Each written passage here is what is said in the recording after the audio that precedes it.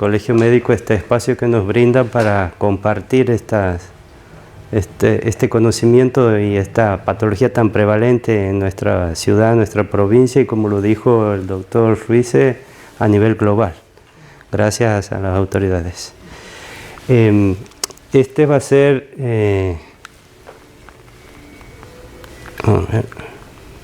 Esta va a ser la presentación. Voy a tratar de responder esa pregunta, ¿hasta dónde esperar para indicar el tratamiento farmacológico? Antes voy a hablar sobre las medidas higiénico-dietéticas, ¿sí? Que eso se soslaya, es como que no está tenido en cuenta. No tengo conflictos de interés en la presentación. Esta va a ser la agenda, que la voy a utilizar en estos momentos y espero respetarla en tiempo y en forma. Eran 12 minutos, el doctor Zambadar me dijo que tengo 58, pero bueno, no creo que llegue a tanto, 57 quizá. ¿Qué son las medidas higiénico-dietéticas? Son un conjunto de recomendaciones basadas en hábitos de alimentación, higiene y estilo de vida destinadas a prevenir enfermedades, promover la salud y mejorar la calidad de vida. El tratamiento farmacológico es una intervención médica basada en la administración de fármacos o medicamentos. ¿Para qué? Para prevenir, para controlar, curar y aliviar los síntomas.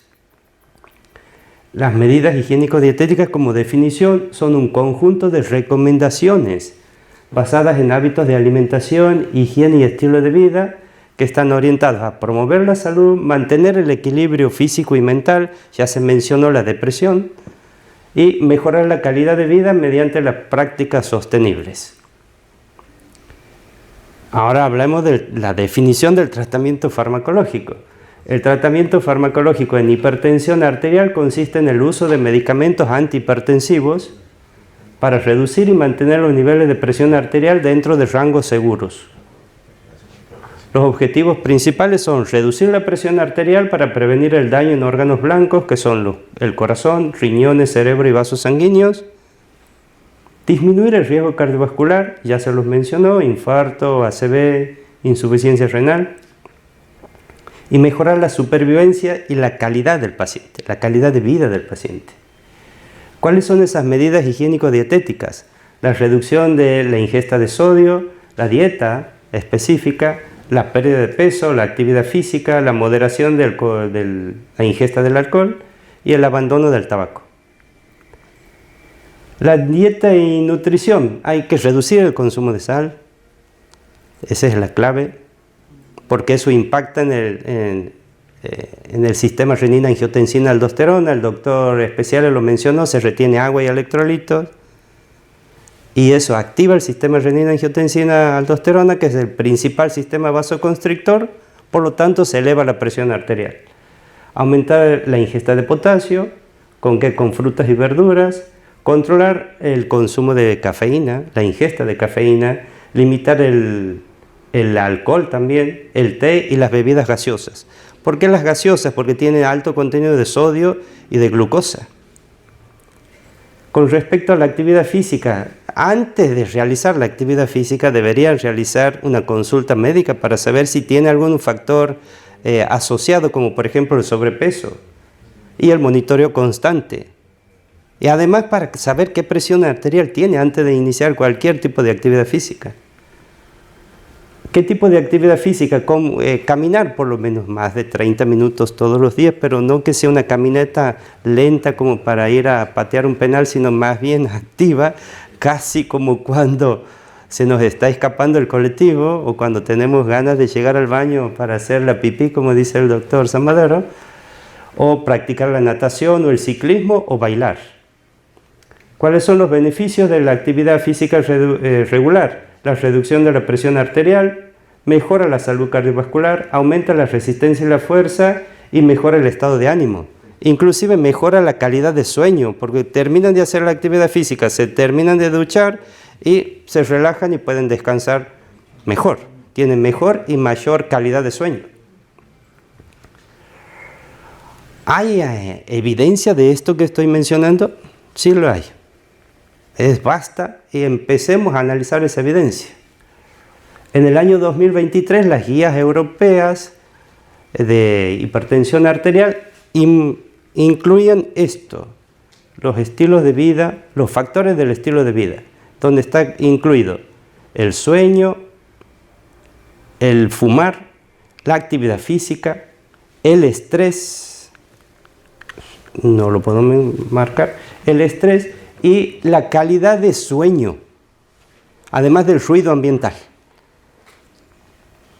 No es lo mismo dormir en un lugar tranquilito que si están golpeando a alguien, no sé, un albañil que esté golpeando en la pared, o que están tocando la bocina, o que están tirando petardos o bombas. Entonces la calidad de sueño es distinta. Y eso provoca insomnio, y ese insomnio nos evita o impide que descansemos, por lo tanto aumenta la presión arterial.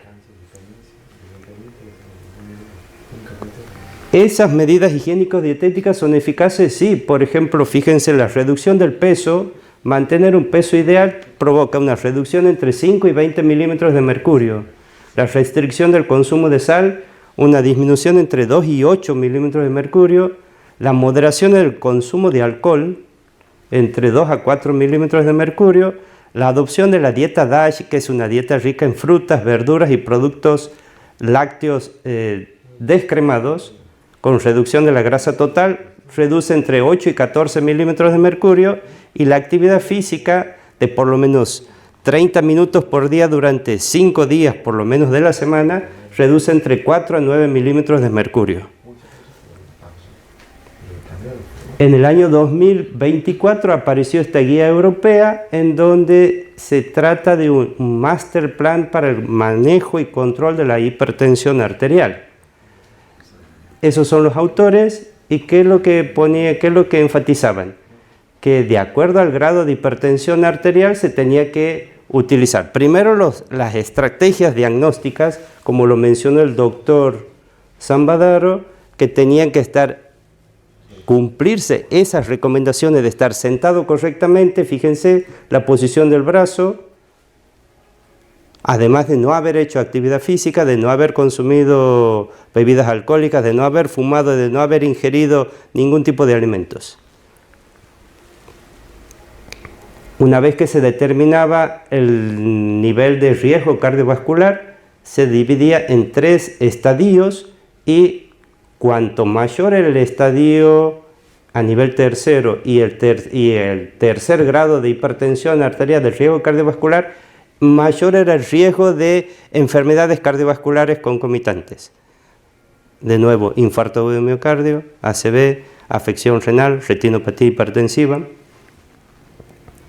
Y estas eran las recomendaciones que estaban mencionadas en esa guía: la cesación tabáquica, el mejorar la calidad de sueño, el saber en dónde se duerme, en qué condiciones se duerme, la dieta, la reducción del peso y del consumo de sal.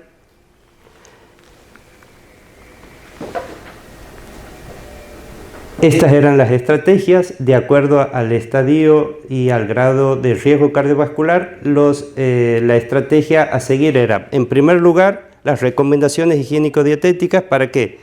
Para que esto va a colaborar e impactar en la acción farmacológica, potencia la acción farmacológica estas medidas higiénico-dietéticas. Como lo habíamos mencionado, o lo acabo de mencionar, la reducción del peso, la disminución de la ingesta de sodio y el incremento de la ingesta de potasio. Hasta que apareció el consenso argentino el año pasado, de las cuales varios de nosotros colaboramos en la redacción de ese consenso, en donde ahí comienzo a responder la pregunta: ¿hasta dónde esperar para iniciar el tratamiento farmacológico en hipertensión arterial?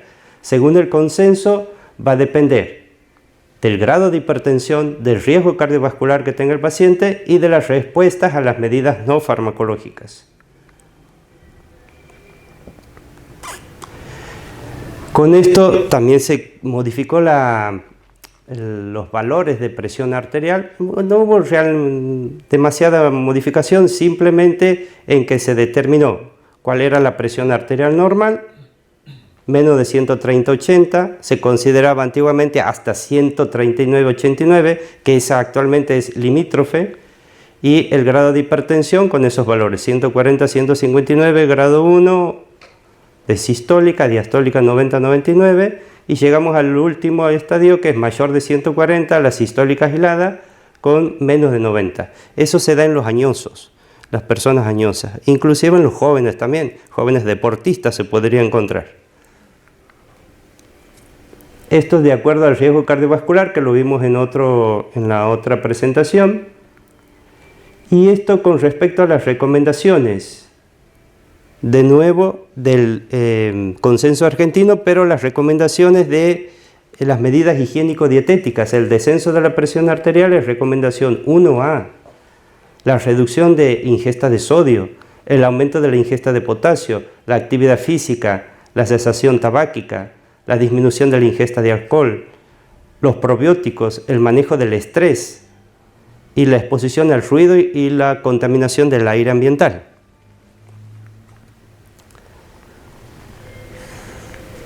Aquí empezamos con el tratamiento farmacológico. Hipertensión de grado 1, paciente con riesgo cardiovascular, sin diabetes o sin daño en órgano blanco. La espera para iniciar el tratamiento farmacológico es de 3 a 6 meses. ¿Por qué voy a enfatizar esto? Porque cuando llega el paciente a la consulta y registramos valores elevados, el paciente, si no se le da algo, entre comillas, se va no muy conforme. Quiere que se le dé algo. Lo mejor que se le puede dar es la recomendación de que adopte las medidas higiénico-dietéticas, explicarle que tenemos que esperar para que disminuya esos valores, si el paciente baja de peso, si empieza a hacer actividad física, si controla la glucemia, si disminuye la ingesta de sodio y aumenta la ingesta de potasio. Si después de los 6 meses no se alcanza esa cifra, se debe iniciar el tratamiento farmacológico, pero sí tiene que ir con la recomendación de iniciar el tratamiento no farmacológico, las medidas higiénico-dietéticas. ¿Cuál es la excepción? Si muestra una adherencia óptima al estilo de vida, pero persiste en la presión arterial limítrofe. Eso se debe considerar iniciar fármacos antes. Hipertensión de grado 2 o 3, no hay que esperar nada. El tratamiento tiene que ser farmacológico inmediato, además de las medidas higiénico-dietéticas, incluso en pacientes con bajo riesgo cardiovascular. La combinación de los fármacos son IECA o ARA2, más calcio antagonista o diurético tiazídico. ¿Cuál es la evidencia? Está en el estudio SPRINT del año 2015, en la cual se demostró una reducción del 25% de eventos cardiovasculares con control intensivo temprano. Las situaciones que no permiten esperar, las emergencias hipertensivas, por ejemplo, presión arterial de mayor de 180 a 120 milímetros de mercurio con daño orgánico. ¿Cuáles serían las comorbilidades a tener en cuenta? Que el paciente sea diabético, que tenga enfermedad renal crónica, o que tenga SAOS, o que tenga una hipertensión arterial resistente, o un riesgo cardiovascular muy alto en pacientes que tengan placas ateroscleróticas, o microalbuminuria, o hipertrofia ventricular izquierda confirmada. Los pacientes mayores de 80 años o frágiles, el objetivo de ellos es que la presión arterial no supere los 150 milímetros de mercurio de sistólica y que sea inferior a 80 de diastólica. Se puede utilizar una espera limitada. En ello se utiliza la monoterapia a dosis bajas, sobre todo, por ejemplo, diuréticos tiazídicos o calcio antagonistas. El problema de los diuréticos es que hay que saberlo indicar el horario, porque a algunos si le indicamos a la noche, eso va a provocar que se va a levantar a orinar, y ese levantarse a orinar tiene el riesgo de provocar hipotensión ortostática, y si se cae puede generar una fractura de cadera. Entonces le agregamos mayores problemas. Lo ideal que sería que lo tome a la mañana temprano o al mediodía, cosa que orine durante el día y no a la noche. ¿Qué se debe evitar? La espera de más de 1 o 2 meses si no hay mejoría con cambios en el estilo de vida. La evidencia está en el estudio HIVET y en el STEP. ¿Cuáles son los casos especiales? La hipertensión arterial limítrofe, sin factor de riesgo, que no requiere fármacos, solamente un seguimiento anual, o con riesgo cardiovascular moderado, por ejemplo que tenga obesidad o prediabetes o síndrome cardiometabólico. Se debe monitorear cada 3 meses. Si progresa hipertensión de grado 1 entre 6 a 12 meses y reevaluar la necesidad del tratamiento. En resumen, ¿cuáles son los plazos máximos de espera? Si la hipertensión es de grado 1 con bajo riesgo cardiovascular, 6 meses. Si no hay control, se inician los fármacos. Grado 1 es inicial con riesgo cardiovascular, es inmediato el inicio del tratamiento. Grado 2 o 3, inmediato el inicio del tratamiento. Y en los ancianos se puede esperar entre 1 o 2 meses e iniciar con monoterapia. ¿Qué es lo que no se tiene que esperar? Por ejemplo, hipertensión arterial de grado 2 o 3 o con alto riesgo cardiovascular o comorbilidades. La espera limitada en hipertensión grado 1 con bajo riesgo cardiovascular y sin progresión, y se debe individualizar en quién, en los ancianos frágiles sobre todo, o con expectativa de vida reducida. ¿Cuáles son las conclusiones entonces? Las medidas higiénico-dietéticas son la piedra angular del manejo inicial de la hipertensión arterial. En pacientes con bajo riesgo cardiovascular e hipertensión en una etapa 1, se recomienda priorizar estas medidas durante 3 a 6 meses antes de considerar el tratamiento farmacológico, siempre que no haya daño orgánico. El tratamiento farmacológico debe iniciarse de inmediato en pacientes que tienen hipertensión arterial en etapa 2 o con alto riesgo cardiovascular, ya que estas medidas por sí solas no son suficientes para alcanzar los objetivos de control. Y por último, un enfoque integral que combine esas medidas higiénico-dietéticas y fármacos es la estrategia más efectiva y adecuada para el manejo de la hipertensión. ¿Por qué? Porque optimiza los resultados clínicos y mejora la calidad de vida del paciente. Esa fue la bibliografía que consulté para realizar esa presentación y les agradezco a ustedes por su atención, por su presencia, su paciencia y su participación. Y ahora estamos dispuestos a evacuar las dudas, de preguntas y comentarios que quieran realizar.